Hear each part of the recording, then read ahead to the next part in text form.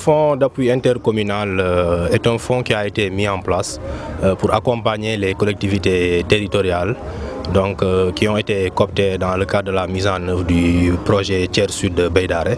Donc je pense que c'est un fonds qui est important, qui va permettre à ces collectivités de pouvoir financer les populations à travers des projets qui sont en rapport avec l'élevage, l'agriculture et l'hydraulique. Moi j'interviens dans deux communes, notamment la commune de Diaoubé-Kabendou et la commune de Wassadou.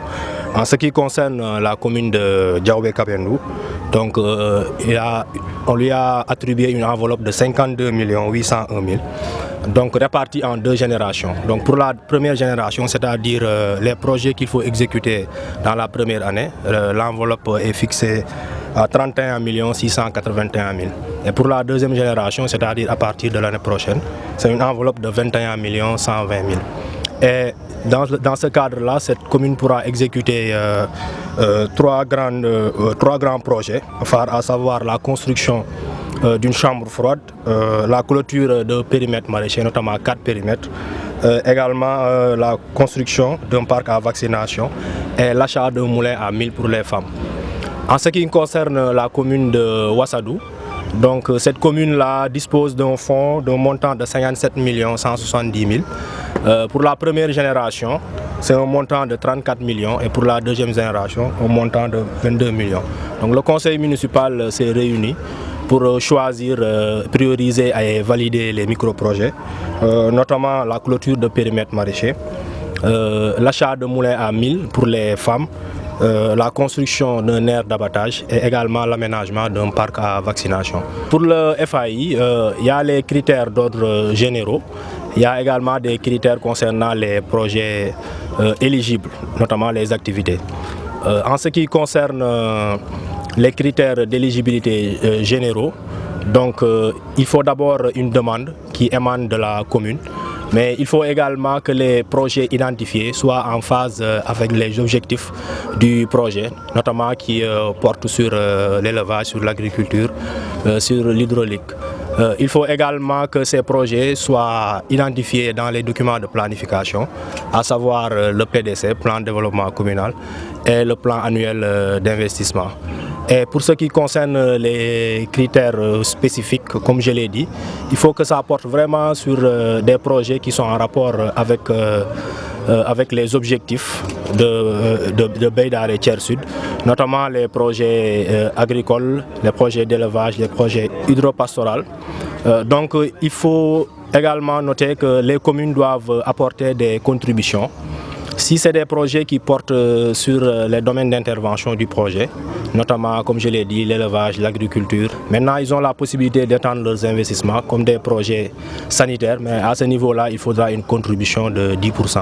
Donc voilà les modalités d'éligibilité à ce fonds. Je trouve que c'est une belle initiative du projet Tiers Sud Beydare qui participe à l'amélioration des conditions de vie des populations à travers l'appui aux micro-projets. Pour moi, j'interviens dans deux communes, pour la commune de Pakour et la commune de Parumba. Pour la commune de Pakour, ils ont été attribués un montant de 53 894 000 francs, répartis en deux générations. Pour la première génération, la commune doit exécuter un montant de 32 336 000 francs. Pour la deuxième génération, la commune va exécuter un montant de 21 557 000 francs. Les modalités d'accès, il y a deux critères. D'abord, il y a les critères généraux. Les critères généraux, c'est d'abord une convention entre le projet et la commune. Donc le second, c'est que la commune doit contribuer à hauteur de 5% si les activités coïncident avec le programme du projet, c'est-à-dire l'agriculture, l'élevage et aussi l'hydropastoral. Si c'est des activités par rapport à la santé, la commune va contribuer à hauteur de 10%. Il faut dire que le mot FAI renvoie à deux principes fondamentaux qui contribuent à l'approfondissement de la décentralisation. De par son nom, le FAI évoque l'intercommunalité parce qu'il s'agit du fonds d'appui intercommunal. Donc de par son nom, il indique un peu le principe d'intercommunalité. de par sa nature aussi, parce que c'est un fonds sous forme d'appui budget. Il faut comprendre qu'il y a deux formes d'appui que l'État adresse aux communes.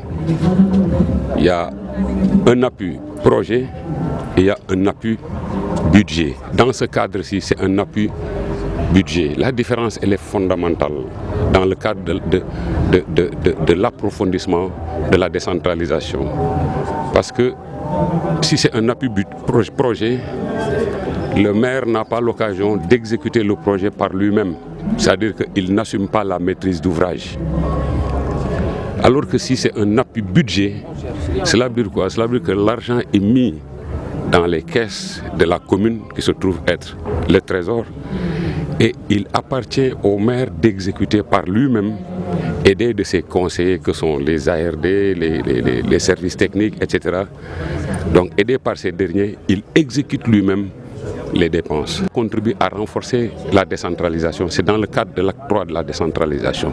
Donc voilà, le fonds d'appui intercommunal renvoie à ces deux principes que sont l'intercommunalité, mais aussi l'assumation de la maîtrise d'ouvrage par les maires. On est parti de 3 critères et un quatrième qui a un peu servi à compenser les dégâts collatéraux des activités issues du secteur G.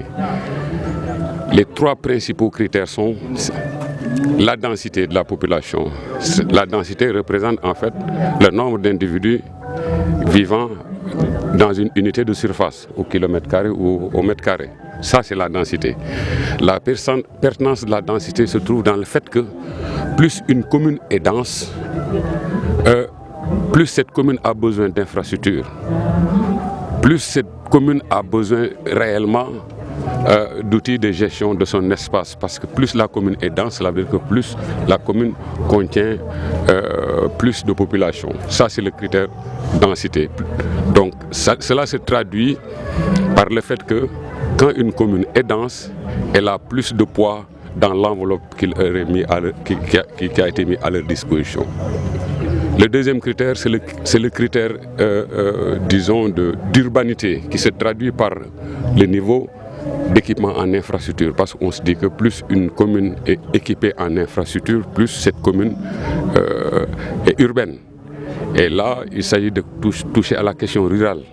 Donc on se dit que plus une commune est urbaine, moins cette commune a besoin d'infrastructures, parce qu'elle en a assez. Cela se traduit comment? Cela se traduit par une faiblesse par rapport en tout cas à la cagnotte. Puis le troisième critère, c'est le critère UBT, unité de bétail tropical, qui traduit la charge en fait des troupeaux, du nombre de bétail, qui se calcule suivant les espèces. On multiplie par une certaine quantité pour traduire en tout cas l'UBT. Et l'UBT traduit quoi? Cela veut dire que plus cette valeur est importante, ça traduit le fait que la commune dispose de plus de cheptels. Et cette commune a beaucoup plus besoin d'infrastructures pour au moins retenir ce cheptel afin d'éviter en tout cas les conflits entre agriculteurs et éleveurs. Donc ça, c'est le troisième critère. Et maintenant arrive le quatrième critère qui est l'impact du secteur G, parce qu'on s'est rendu compte que les activités autour du secteur G impactent les communes voisinantes. Et pour réparer un peu ce désagrément, on a introduit en tout cas des points pour leur faire la part belle en tout cas par rapport au budget consenti. Donc voilà les 4 critères qui ont été appliqués disons à l'enveloppe pour aboutir à une répartition acceptée par tous des montants par commune. C'est ça le FAI. Bon, les modalités d'accès, dès que vous faites partie des 20 communes cibles, vous pouvez prétendre à accéder à ces fonds. Mais il y a d'abord une demande formulée par l'autorité municipale. Dès qu'il formule la demande et que les projets soient éligibles, voilà, il devient automatiquement sur la liste des communes à financer. Il peut bénéficier du FAI. Par rapport à la mise en œuvre, maintenant, le même modèle que le PNDL, hein, c'est-à-dire que quand on parle d'appui budget, le maire a les prérogatives de signer, en tout cas de faire passer un marché, de réceptionner le marché, de payer en tout cas les services fournis et de mettre en service l'ouvrage. En tout cas, c'est une très bonne chose. Vous savez que dans le passé, il y avait PNDL pour appuyer les communes à créer des infrastructures communautaires de base.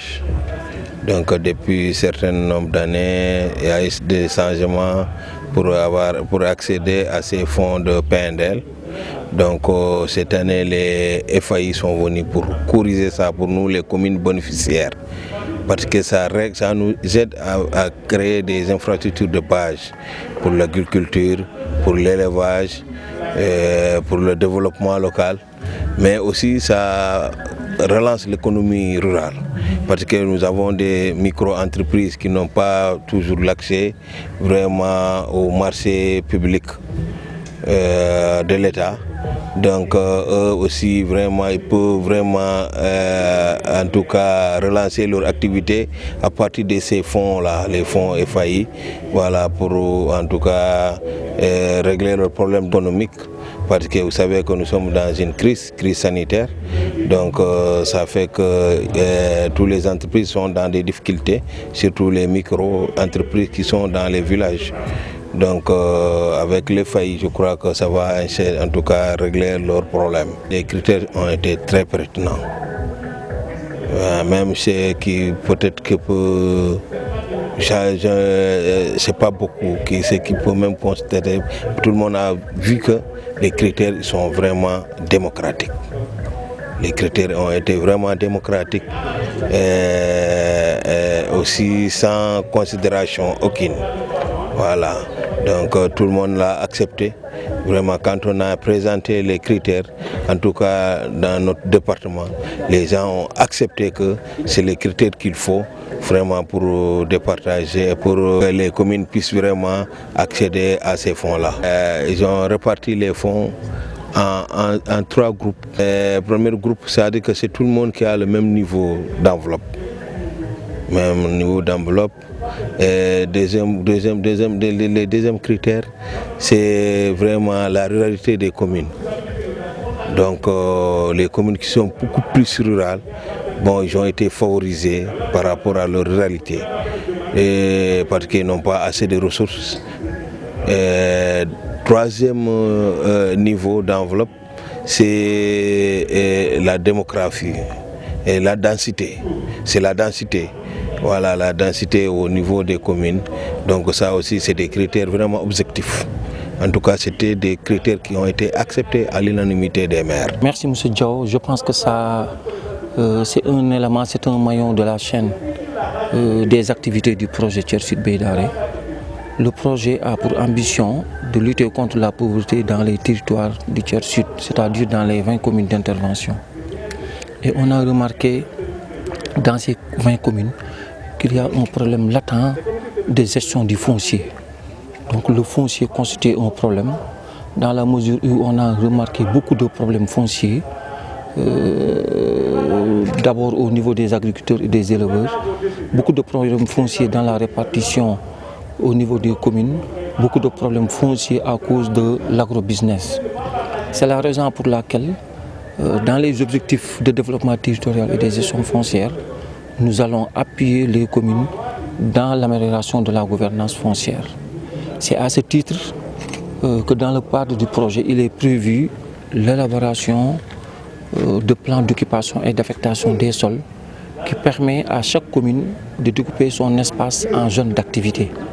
Et il est également prévu dans le cadre des activités de gestion foncière la réactualisation de la charte du domaine irrigué de l'Anambé et de la formalisation foncière qui va passer par la mise en place d'un système d'information foncière. Donc M. Diao, c'est à ce titre que le projet a mis en place un fonds d'appui intercommunal de plus de 1 milliard pour les communes. Pourquoi? Donc après avoir élaboré les plans d'occupation et d'affectation des sols, et après avoir mis en place les plans de développement communal et les plans annuels d'investissement, on demandera à chaque commune d'inclure dans ses documents de planification ses demandes en investissement. Et ce sont ces demandes en investissement qui seront appuyées dans le cadre du FAI.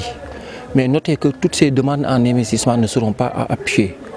Donc la particularité est mise sur les demandes qui découlent non seulement du plan d'occupation et d'affectation des sols, mais qui vont dans le sens de limiter les conflits fonciers entre agriculteurs et éleveurs, c'est-à-dire par le financement de parcours de bétail, de magasins de céréales, de forages pastoraux, etc. etc. Donc la première finalité de l'activité agro-pastorale est de limiter en particulier le bétail. Mais le fonds ne se limite pas à ça. Il y a d'autres activités qui peuvent être financées dans le cadre de ce fonds, mais il faut que ces activités soient indirectement liées à la pratique agro-sylvo-pastorale. Donc l'intérêt, c'est d'appuyer les cultures locales, non seulement dans la maîtrise du foncier, mais également dans la mise en place des projets d'investissement qui touchent particulièrement les domaines agro-sylvo-pastoraux. Je pense que par rapport à ça, nous avons entamé un long processus. Je pense que depuis le début, on a tenu un premier atelier avec l'ensemble des acteurs territoriaux. Ateliers qui nous ont permis de dresser un certain nombre de critères. Mais les critères ont été réétudiés avec une mission de l'Agence française de développement. Mais finalement, nous avons retenu 4 critères, n'est-ce pas? Le premier critère, c'est un critère qu'on voit les communes qui ont le plus de densité. Donc quand la commune a plus de densité, la commune va bénéficier là-bas plus de points. Parce que quand vous avez plus de population, plus de densité, ça montre que la demande en investissement est plus grande. Donc le premier critère, c'est la densité. Le deuxième critère, c'est le niveau d'infrastructure et d'équipement. Vous savez qu'au Sénégal, les communes n'ont pas le même niveau d'infrastructure et équipement. Donc il va falloir un peu essayer de déséquilibrer, de corriger ce déséquilibre. Donc ce critère, pour les communes qui ont un niveau d'infrastructure et équipement très élevé, on leur accorde peu de points.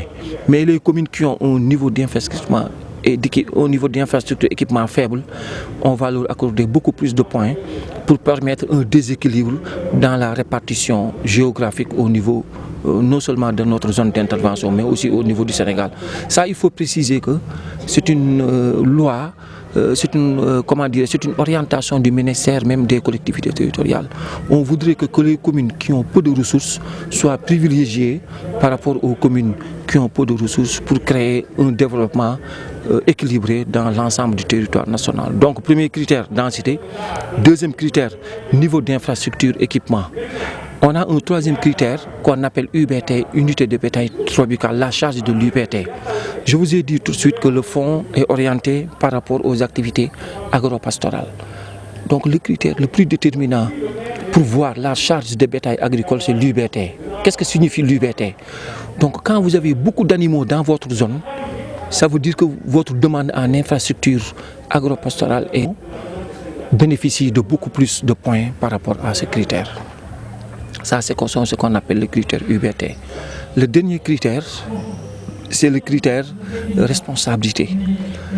Vous savez qu'on a 20 communes d'intervention, mais le projet se focalise en général sur un secteur qu'on appelle le secteur G. Et les communes n'ont pas les mêmes impacts négatifs par rapport au secteur G. C'est la raison pour laquelle les deux communes qui subissent le plus d'impact négatif par rapport à la réhabilitation du secteur G, c'est-à-dire Kandiaï et Sarekodi-Saré, ces communes, on les privilégie en leur accordant composite. Nous avons 4 critères. Le premier critère, c'est la densité. Le niveau d'infrastructure. Deuxième critère, le niveau d'infrastructure d'équipement. Troisième critère, la charge à l'UBT. Et quatrième critère, la responsabilité.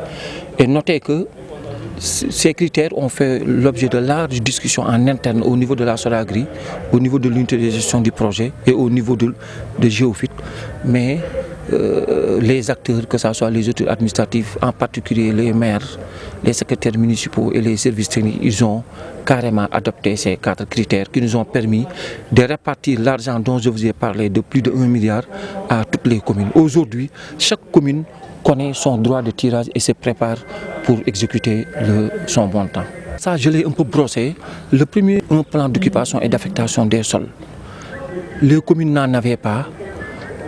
Sur les 20 communes, il n'y a que 7 qui avaient ça. Mais pour le moment, actuellement, on est en train d'élaborer de nouveaux péages pour les communes qui n'en avaient pas et de réactualiser les péages des communes qui en ont. Donc ça, c'est le premier critère, d'avoir un plan d'occupation et d'affectation des sols. Le deuxième critère, c'est d'avoir un plan de développement communal. Ça aussi, sur nos 20 communes d'intervention, il n'y avait que 13 qui en avaient, mais maintenant, les 7 qui n'en avaient pas, on les a appuyés à avoir ce plan de développement communal. Le dernier critère, c'est le PAI, le plan annuel d'investissement, qui retrace l'ensemble des investissements que la commune envisage de réaliser pour l'année N.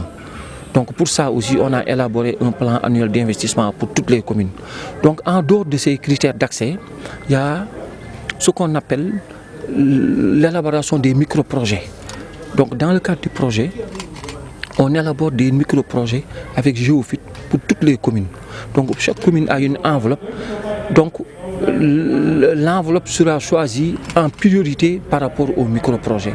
Donc il est prévu d'ici 1 mois, 2 mois, le montage de tous les micro-projets qui seront soumis à l'appréciation du comité technique, parce qu'on a un comité technique qui va faire une dernière sélection de ces micro-projets-là.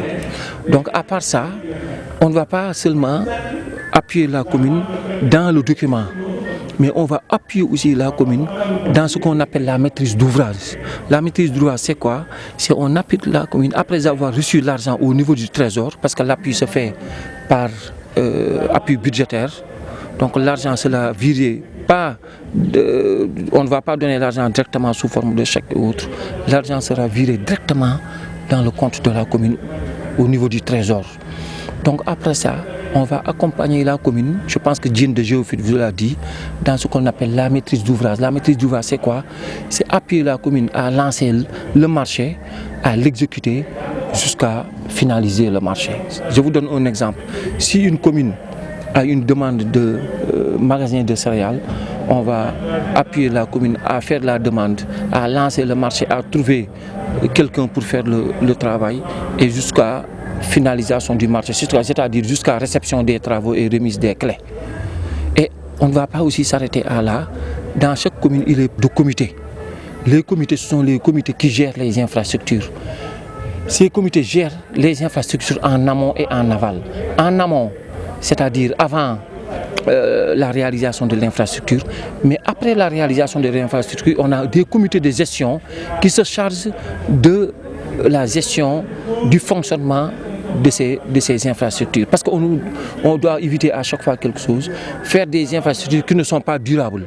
Tu les construis 1 an, 2 ans après, Moussa Diao, ça disparaît. Donc on veut régler ce problème de pérennisation en mettant en place des infrastructures qui sont durables.